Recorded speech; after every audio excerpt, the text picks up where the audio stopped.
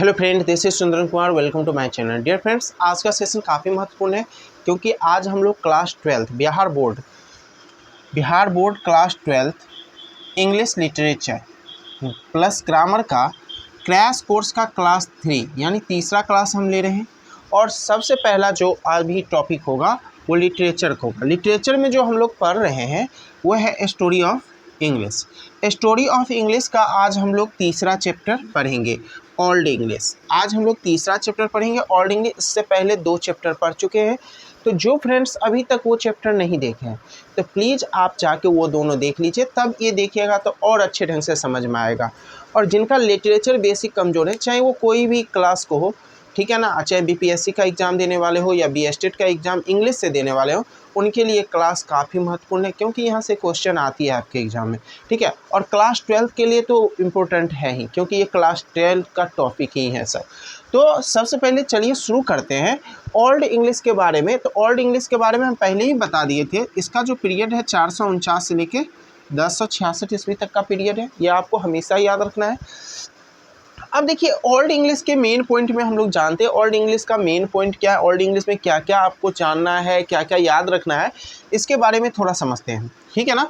और समझने से पहले अभी तक कहेंगे, जो अभी तक मेरे चैनल को सब्सक्राइब नहीं करिए, प्लीज़ सब्सक्राइब कर लीजिए क्योंकि इंग्लिश के लिए आपका ये चैनल बहुत ही इंपॉर्टेंट है। पूरा थ्योरिकल क्लास ये चैनल आपको प्रोवाइड करेगी और आपको यहाँ अगर थ्योरिकल पूरा याद कर लीजिएगा तो ना तो लिटरेचर में दिक्कत होगी ना ही ग्रामर में दिक्कत होगी। इसलिए आप अपने आप को इम्प्रूवमेंट करने के लिए सभी, या तो स्टूडेंट 12th को तो वो तो कर ही लीजिए, और कोई टीचर हैं वो भी अगर आप अपने आप में इम्प्रूवमेंट करेंगे तो आप यहाँ सब्सक्राइब कर सकते हैं आप मेरे चैनल को, ठीक है। और कुछ आइडिया भी हमें दे सकते हैं आप सब जुड़ेंगे तो। चलिए शुरू करते हैं। देखिए, सबसे पहले आपको याद रखना है the first period is known as, यानी इंग्लिश का जो प्रथम पीरियड है वो किस रूप से जाना जाता है। तो आप लोग सबसे पहले बस यही जानते हैं कि first period of English known as old English, उसको हम ओल्ड इंग्लिश कहते हैं। नहीं, ओल्ड इंग्लिश का 2 और नाम है। दूसरा नाम है एंग्लो सेक्शन। अगर कोई पूछे कि एंग्लो सेक्शन पीरियड क्या है तो ओल्ड इंग्लिश का ही दूसरा नाम है एंग्लो सेक्शन, ओके। यानी ओल्ड इंग्लिश, एंग्लो सेक्शन, और तीसरा नाम ओल्ड इंग्लिश का ही एंग्लो सेल्टिक। यानी ये 3 नाम ओल्ड इंग्लिश है। कोई बोलेगा हम एंग्लो सेल्टिक पीरियड के बारे में चर्चा कर रहे हैं तो समझ आएगा ओल्ड इंग्लिश। कोई बोलेगा ओल्ड इंग्लिश के बारे में चर्चा, तो वो तो आप समझ ही रहे हैं। कोई बोलेगा एंग्लो सेक्शन के बारे में तो आप वो भी समझे।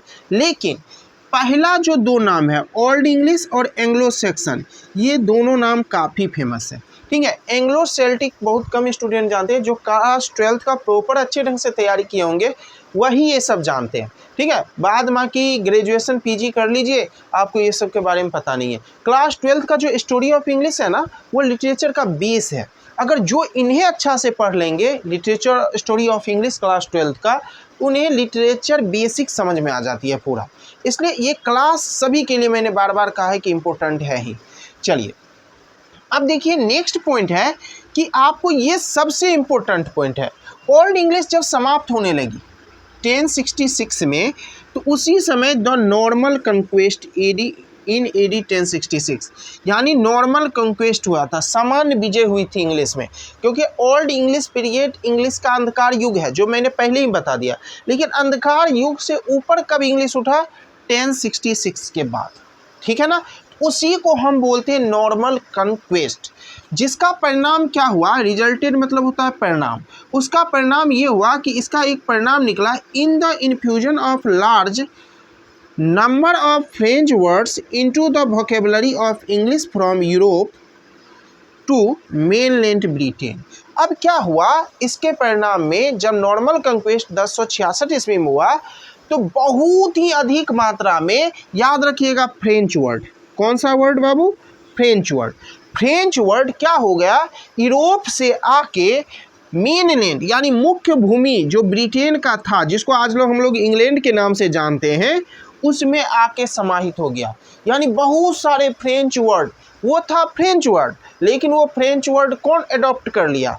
मेन ब्रिटेन यानी इंग्लैंड। इंग्लैंड उसको क्या कर लिया?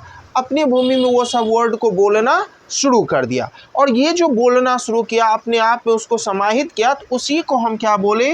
Normal conquest. यानी यहाँ से अंग्रेजी का सामान्य विजय शुरू हो गया। ये एकदम याद रखिएगा, ठीक है ना।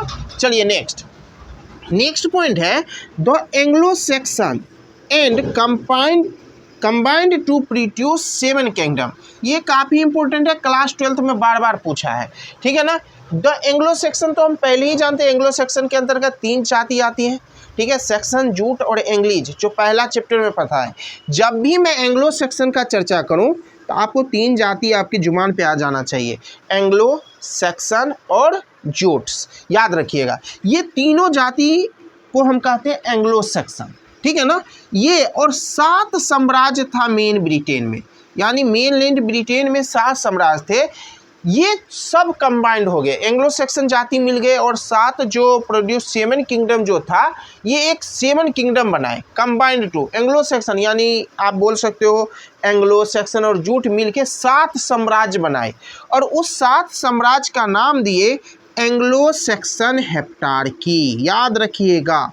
यानी एंग्लो सैक्सन मिल के, एंग्लो सैक्सन और बहुत सारी जाति थी, ठीक है, जनजाति थी, वो सभी मिल के 7 साम्राज्य मिलाए जिसका नाम रखे एंग्लो सैक्सन हेप्टार्की, एकदम याद रखिएगा। अब क्या हुआ कि वो एंग्लो सैक्सन हेप्टार्की जो एक साम्राज्य बना, एक साम्राज्य, उसका राजा कौन बनेगा? जो बुद्धिमान जनजाति था वही बनेगा, स्वाभाविक है। तो वो एंग्लो सैक्सन और अधिक जाति थी, सेल्टिक थी और सब इन्वेडर्स जो थे, उनमें एंग्लो सैक्सन जो था वो थोड़ा बुद्धिमान था। तो वो क्या बना कि एंग्लो सैक्सन हेप्टार्की का राजा जो, यानी बोल सकते हो लीडर, वो सैक्सन बना। एंग्लो सैक्सन में जो जनजाति सबसे बुद्धिमान थी वो था सैक्सन, यानी सैक्सन किसका नेतृत्व करने लगा? एंग्लो सैक्सन हेप्टार्की का, ये ओल्ड इंग्लिश में। अब आगे चलते हैं, और उसमें जो सेल्टिक जो जाति थी, सेल्टिक, उसका अस्तित्व धीरे धीरे खत्म होने लगा। लेकिन आज भी कुछ सेल्टिक वर्ड हम यूज करते हैं और वो सेल्टिक वर्ड वर्तमान में इंग्लिश में यहाँ यूज नहीं होती है, वो प्लेस नेम है जो ब्रिटेन का, इंग्लैंड का प्लेस नेम है और कुछ द नेम ऑफ रिवर है, याद रखिएगा। कोई पूछेगा प्लेस नेम में, जैसे कोई पूछ देगा डोभर बताइए कौन सा वर्ड है, तो आप इंग्लिश बोलेंगे, लेकिन इंग्लिश वर्ड डोभर नहीं है, डोभर जो है एक सेल्टिक वर्ड है, ठीक है ना। उसी तरह कम्बरलैंड का आप लोग बहुत बार नाम सुने होंगे, ये इंग्लैंड का फेमस जगह है, ठीक है ना। कम्बरलैंड भी इंग्लिश वर्ड नहीं है, सेल्टिक वर्ड है। उसी तरह केंट है, लंदन के बारे में तो कौन नहीं जानता, ये तो राजधानी है ही इंग्लैंड का, तो लंदन भी एक सेल्टिक वर्ड है, इंग्लिश वर्ड नहीं है, ये बात ध्यान रखिएगा। ये काफ़ी इंपॉर्टेंट है क्योंकि ये फेमस नाम है, आपको पूछ सकता है London is a dash word, आपका इंग्लिश वर्ड बोल सकता है, सेल्टिक वर्ड बोल सकता है, फ्रेंच वर्ड बोल सकता है, नन ऑफ दीज बोल सकता है। तो आपको याद रखना है लंदन जो है सेल्टिक वर्ड है। यॉर्क, न्यूयॉर्क तो अभी है, लेकिन यॉर्क जो है वो भी एक सेल्टिक वर्ड है। उसी तरह नदी के नाम में एवन, काफ़ी फेमस नाम है, एवन एक नदी का नाम है, थेम्स नदी का नाम है, ट्रेंट नदी का नाम है, डी और डरवेन, ये सभी नदी का नाम है जो एक सेल्टिक वर्ड है। अब आते हैं बाबू आगे। अब देखिए हम लोग जानेंगे कि ओल्ड इंग्लिश में बोली क्या थी, डायलेक्ट्स क्या थी। तो डायलेक्ट्स ऑफ ओल्ड इंग्लिश, यानी ओल्ड इंग्लिश का बोली क्या था, तो आप याद रखिएगा ओल्ड इंग्लिश का जो बोली था उसमें कन्फ्यूजन था। क्यों कन्फ्यूजन था? क्योंकि old English has not a single uniform language, old English का भाषा समान ही नहीं थी, कोई कुछ बोलता था, कोई कुछ बोलता था।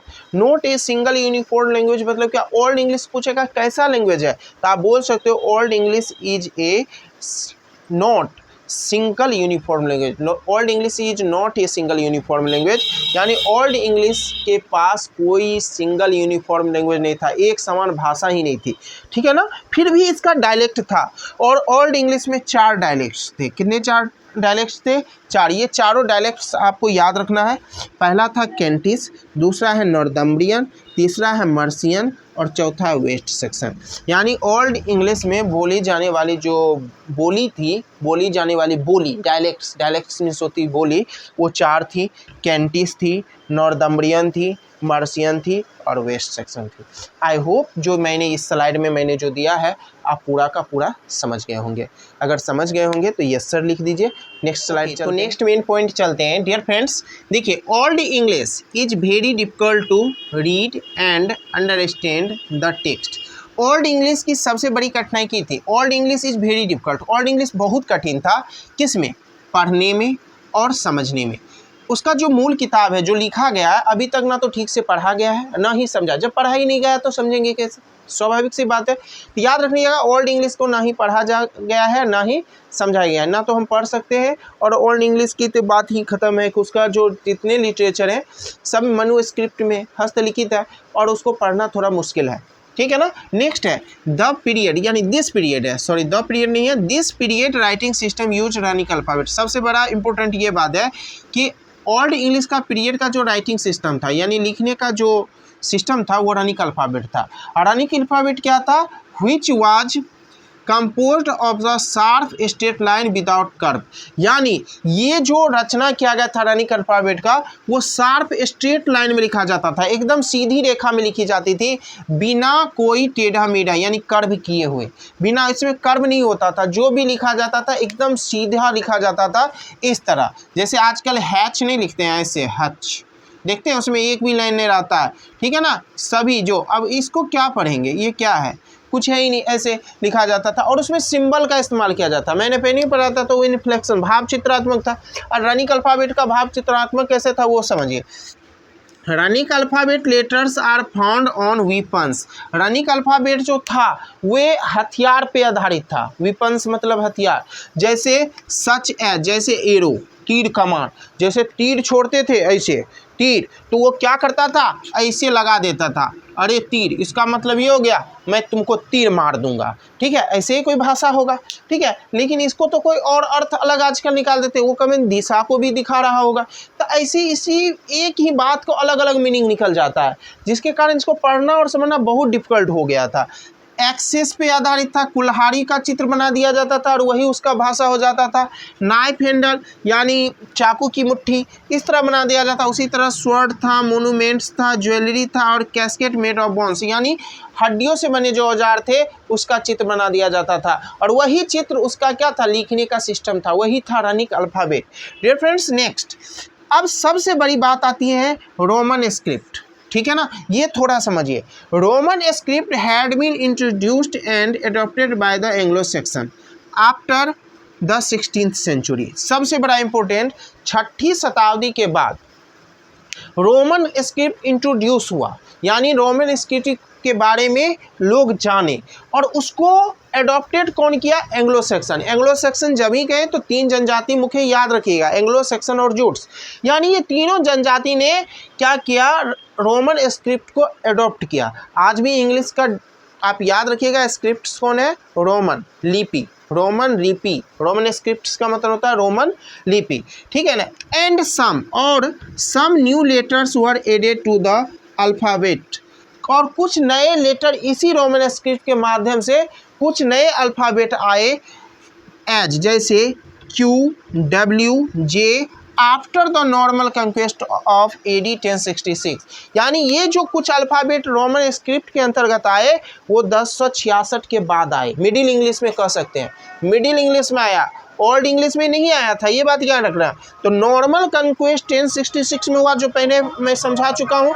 तो वो नॉर्मल कंक्वेस्ट के बाद आपको डब्ल्यू जे और क्यू से लोग रूबरू हुए अल्फ़ाबेट में। नेक्स्ट चलते हैं। अब देखिए ओल्ड इंग्लिश में आप जानते हैं कि ओल्ड इंग्लिश में कुछ विदेशी वर्ड का प्रभाव था, यानी foreign words influence on old English. देखिए ओल्ड इंग्लिश में विदेशी शब्दों का प्रभाव, उसमें 2 विदेशी काफ़ी महत्वपूर्ण थे ओल्ड इंग्लिश में, पहला लैटिन और दूसरा स्कैंडिनेवियन। याद रखिएगा, पहला लैटिन और दूसरा स्कैंडिनेवियन।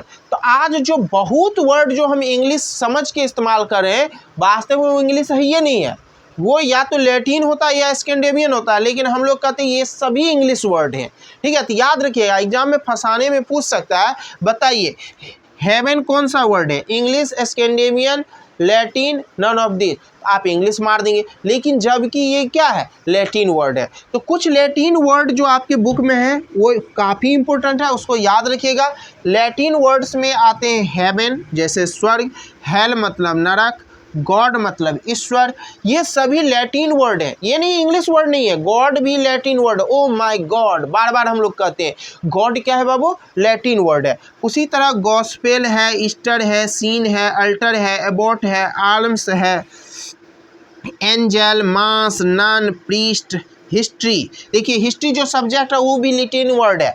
ग्रामेटिकल यानी ग्रामेटिकल जो वर्ड पढ़ते हैं वो भी एक लैटिन वर्ड भी है। मास्टर, पेपर, स्कूल, स्कूल हम समझते हैं इंग्लिश वर्ड है, स्कूल वास्तविक में लैटिन वर्ड है, उसको एडॉप्ट कर लिया इंग्लिश, इसलिए स्कूल को अब हम इंग्लिश समझते हैं, लेकिन उसका मूल वर्ड जो है स्कूल जो है वो लैटिन का ही है। Verse, metre, anchor, cucumber, lily, candle, plants, tiger और ईटीसी, बहुत सारे वर्ड जो हैं लैटिन वर्ड है, लेकिन ये जो कम से कम 15-20 वर्ड जो मैंने लिखे हैं आपको ध्यान में रहना चाहिए। एग्जाम ऑफ दृष्टि से पूछ सकता है हेवन कौन सा वर्ड है, लैटिन वर्ड है, स्कूल कौन सा वर्ड है, लैटिन वर्ड है। तो दूसरा जो प्रभाव है, ये लैटिन वर्ड हम लोग समझ गए। अब दूसरा जो प्रभाव है स्कैंडिनेवियन, तो हम लोग स्कैंडिनेवियन कुछ वर्ड को देखते हैं, ठीक है। आई होप अभी तक जो मैंने इस स्लाइड में दिया आप लोग को समझ में आ गया होगा। ओके, तो हम लोग चलते हैं नेक्स्ट स्लाइड में, कि नेक्स्ट पॉइंट पे चलते हैं डियर फ्रेंड्स। अब हम लोग कुछ स्कैंडिनेवियन वर्ड्स के बारे में चलते हैं।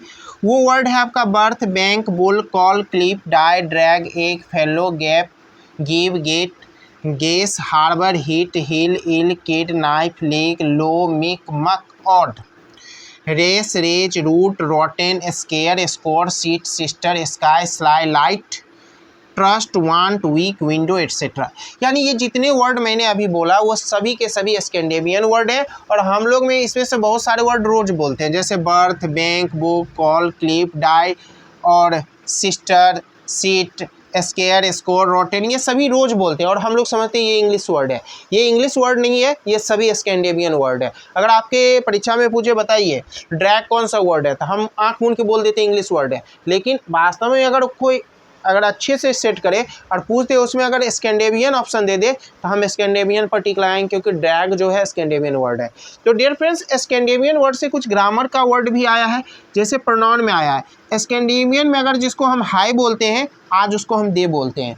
स्कैंडिनेवियन वर्ड यानी स्कैंडिनेवियन में अगर जिसको हम हायरा बोलते थे आज हम उसको देर बोलते हैं। स्कैंडिनेवियन जिसको हिम बोलते थे आज उसको हम देम बोलते हैं। वैसे ही का ऑब्जेक्ट हिम आज भी है, लेकिन आज मॉडर्न में हिम है वो ही का ऑब्जेक्ट, लेकिन उस समय जो हिम चल रहा था वो देम के लिए चल रहा था। ओके, अब आइए ओल्ड इंग्लिश लिटरेचर, जो काफ़ी महत्वपूर्ण है, इसको समझना जरूरी है। ओल्ड इंग्लिश लिटरेचर की ज़्यादा कोई मिलता नहीं है, लेकिन 4 बुक के ऐसे नाम आए हैं। द बीवुल्फ है, द जीनियस है, द एक्स्टर बुक है, द वर्सेली बुक है। ये सभी मैन्युस्क्रिप्ट है जिसको अभी तक ना ही पढ़ा जा सका है, ना ही लिखा तो गया है लेकिन पढ़ा नहीं जा सका है, इसको समझ में ही नहीं, क्योंकि हम जानते हैं ओल्ड इंग्लिश में क्या है, लिपि जो था रनिक अल्फ़ाबेट था, भाव चित्रात्मक था, जिसको पढ़ना मुश्किल हो रहा था और अभी तक इसको समझा नहीं जा सकता है। और TRE 3.0 में आप लोग जानते हैं दी बीवुल्फ से क्वेश्चन भी पूछा था, ठीक है ना। तो आप लोग ये सब याद रखिएगा, ये काफ़ी महत्वपूर्ण है आप लोगों के एग्जाम के लिए। नेक्स्ट पॉइंट है the golden period of old English literature was the era of king Alfred. देखिए ओल्ड इंग्लिश का जो गोल्डन पीरियड था, सुनहरा युग कहा जाता है किंग अल्फ्रेड के शासनकाल को। जब ओल्ड इंग्लिश में एक किंग अल्फ्रेड आए थे सम्राट बनके, तो उसने क्या किया था, विदेशों से यानी विदेशों से शिक्षक और विद्वानों को बुलवाए और लैटिन स्कैंडिनेवियन में जो साहित्य था उसको अंग्रेजी में रूपांतरण करवाना शुरू किए। तो उन्होंने एक बुक का रूपांतरण करवाया था जिसका नाम था द एंग्लो सेक्शन। जिसका नाम क्या था dear friends, the Anglo section chronicle. ये एक किताब है, याद रखिएगा ये क्या है, किताब है। Is the first book of English pros. अंग्रेजी गद्य का प्रथम किताब अगर कोई पूछे तो द एंग्लो सेक्शन क्रॉनिकल बोलिएगा। इनमें से किनको किनको ये सब पता था अभी तक, अगर नहीं पता था तो एक बार आप कमेंट में लिख लीजिए, याद हो जाएगा। द एंग्लो सेक्शन क्रॉनिकल अंग्रेजी गद्य का प्रथम किताब था। And the first continuous history of European nation its own language. और ये पहली किताब था जो यूरोपीय राष्ट्र का अपनी भाषा में लिखा हुआ था। बहुत इंपॉर्टेंट क्वेश्चन है भाई, इसको एकदम याद रखना, ठीक है ना।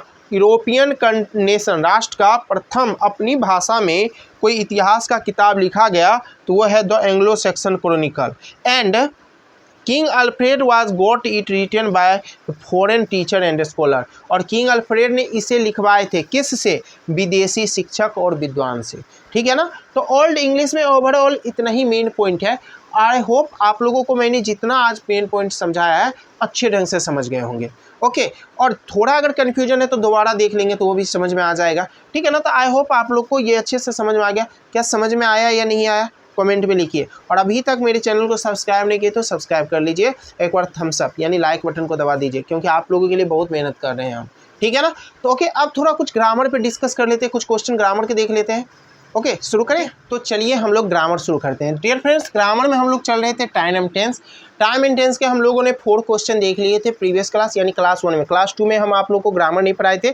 आज क्लास 3 में टाइम एंड टेंस के कुछ क्वेश्चन को देखते हैं, यानी 5वां नंबर क्वेश्चन से शुरू होगा और इसको हम लोग डिस्कस करेंगे।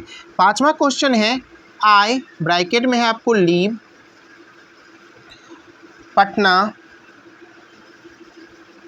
Last year. तो डियर फ्रेंड्स, यहाँ क्या करना है कि जो ब्रैकेट में दिया हुआ है यहाँ वर्ब फॉर्म को सेट करना है, ठीक है ना, यही करना है। जिनको अगर ये पता है जस्ट कमेंट कर दीजिए, और जिनको नहीं पता है यहाँ देखिए। अगर किसी सेंटेंस में लास्ट लगा हो, क्या लगा हो, लास्ट, कुछ नहीं करना है, V2 में बदल दीजिएगा। यस्टरडे भी लगा रहेगा तो V2 में ही बदलना है, ये ध्यान रखिएगा। तो कुछ नहीं, वर्ब के दूसरा फॉर्म को, क्योंकि यहाँ लास्ट मिला तो लगा दो पास्ट, याद रखना लास्ट से पास्ट। कितना अच्छा ट्रिक मिल गया। तो लीव को यहाँ क्या कर दोगे बाबू, लेफ्ट कर दो, हो गया। I left Patna last year, question complete. देखो कितना आसान है, लास्ट मिला V2। क्वेश्चन नंबर 6 देखिए क्या है, I shall not go out if it, अब ब्रैकेट में है रेन। ये क्वेश्चन आपको हर एक कंपटीशन में देखने को मिल जाती है। तो मैं आपको ये बता दूं, एक ट्रिक है, अगर इफ बीच में हो और इससे पहले सेल या विल प्लस V1 हो, इधर वाले को V1 या V5 में बदल दीजिएगा। सिंपल सा ट्रिक, ओके। अब हम देख रहे हैं कि बीच में क्या है, इफ है। इफ से पहले सेल प्लस गो V1 मिल गया, यानी रेन को V1 या V5 में बदलेंगे, क्योंकि इफ के पहले सेल या विल प्लस V1 मिला है, तो इफ के बाद V1 या V5। इट सिंगुलर है, तो V5 आएगा। रेन का V5 क्या होगा, रेंस, हो गया। देखिए आसान है ना। चलिए, समझ में आ रहा है तो कमेंट में लिखिए, हाँ सर अब आसान लग रहा है। 7 नंबर, 7वां देखिए क्या है, इट ब्रैकेट में है rain since morning,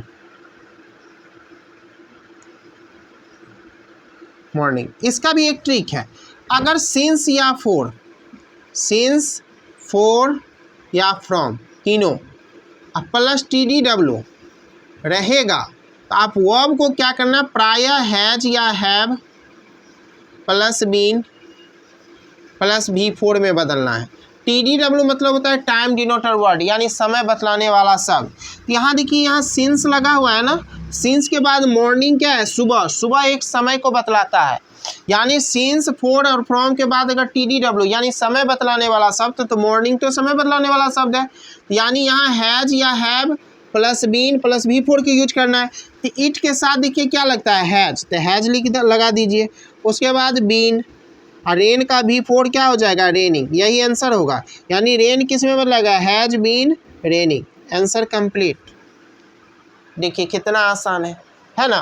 question number next, 8वां क्वेश्चन पे चलते हैं। 8वां क्वेश्चन दिया हुआ है, द सन ब्रैकेट में है rise in the east and, फिर ब्रैकेट में है सेट इन द वेस्ट। इसका हिंदी लग रहा है, सूर्य पूरब में उगता और पश्चिम में डूबता है। ये यूनिवर्सल ट्रूथ है। और जब ये कोई सच्ची बात होगा तो V1 या V5, बस याद रखना, सच्ची बात, गंदी बात में नहीं, सच्ची बात V1 या V5। तो द सन सिंगुलर है तो V5 होगा, राइजेज हो जाएगा यहाँ, और यहाँ सेट है तो सेट्स हो जाएगा। सच्ची बात V1 या V5, गंदी बात नहीं, सच्ची बात। चलिए क्वेश्चन नंबर 9 पे आते हैं। 9 पर थोड़ा डिस्कस करते हैं। If he passes the examination, if he passes the examination, I bracket में है give him a prize, him a prize.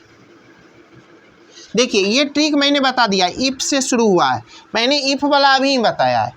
अगर इफ के तुरंत बाद V1 या V5 होगा, इफ के तुरंत बाद अगर V1 या V5 है तो कहीं भी नहीं सेल या विल प्लस V1 आएगा। इफ के तुरंत बाद देखिए पासेस क्या है, V5 है, यानी यहाँ हो जाएगा आई के साथ सेल लगता है, गिव हो जाएगा V1, यही आंसर होगा, सेल गिव। ओके, यानी यही ट्रिक से आपका दो क्वेश्चन बना, एक ये क्वेश्चन बना और एक ये क्वेश्चन बना।